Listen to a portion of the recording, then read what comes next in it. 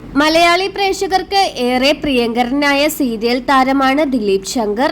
അമ്മയറിയാതെ എന്ന സീരിയലിൽ ഒരു പ്രധാന കഥാപാത്രം വേഷമിട്ടിരുന്ന ദിലീപ് ശങ്കറിനെ ഏറെ ആരാധകരായിരുന്നു. പിന്നീട് ഫ്ലവേഴ്സ് ചാനലിൽ പഞ്ചാഗ്നി എന്ന സീരിയലിൽ പ്രധാന വേഷമിട്ടിരുന്നതും ദിലീപ് ശങ്കറാണ്.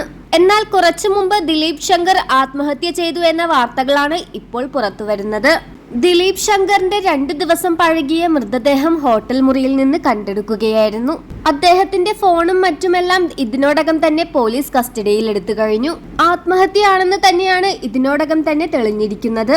ഇനി പോസ്റ്റ്മോർട്ടത്തിന് ശേഷം മാത്രമാണ് ബാക്കിയുള്ള കാര്യങ്ങളെല്ലാം അറിയാൻ സാധിക്കുകയുള്ളൂ. വീട്ടിൽ നിന്ന് വിളിച്ചാലും ആര് വിളിച്ചാലും 2-3 ദിവസമൊക്കെ ഫോൺ എടുക്കില്ല. ഒറ്റയ്ക്കങ്ങോട്ട് മാറിയിരിക്കുന്ന പ്രകൃതമാണ് അയാളുടേത്. ഒത്തിരി തവണ വിളിച്ചിട്ടും ഫോൺ എടുക്കാതെ വന്നപ്പോഴും സീരിയൽ പ്രവർത്തകർ സംശയമൊന്നും വിചാരിച്ചില്ല. നേരിട്ട് ഹോട്ടലിൽ പോയി അന്വേഷിച്ചപ്പോഴാണ് മരണവിവരം അറിഞ്ഞത്. 2 ദിവസം അഴകിയ മൃതദേഹം. ഹോട്ടൽ ജീവനക്കാരൻ പറയുന്നു 2 ദിവസമായി അദ്ദേഹം മുറിയിൽ നിന്ന് പുറത്തിറങ്ങിയിട്ടില്ലെന്നും നിരവധി ആരോഗ്യ സംബന്ധമായ രോഗങ്ങൾ ഉള്ളതുകൊണ്ട് തന്നെ മരുന്നുകൾ നിരവധി കഴിക്കുന്നുണ്ടായിരുന്നു. അതുകൊണ്ട് തന്നെ ജീവിതത്തിൽ എന്തെങ്കിലും കടബാധ്യതയോ അങ്ങനെ എന്തെങ്കിലും ഉണ്ടായിട്ടാണോ ആത്മഹത്യയിലേക്ക് എത്തിയത് എന്ന് പോലീസ് അന്വേഷിച്ചു വരുന്നു. ഭാര്യയും ഒരു മകനും മകളുമാണ് അദ്ദേഹത്തിനുള്ളത്.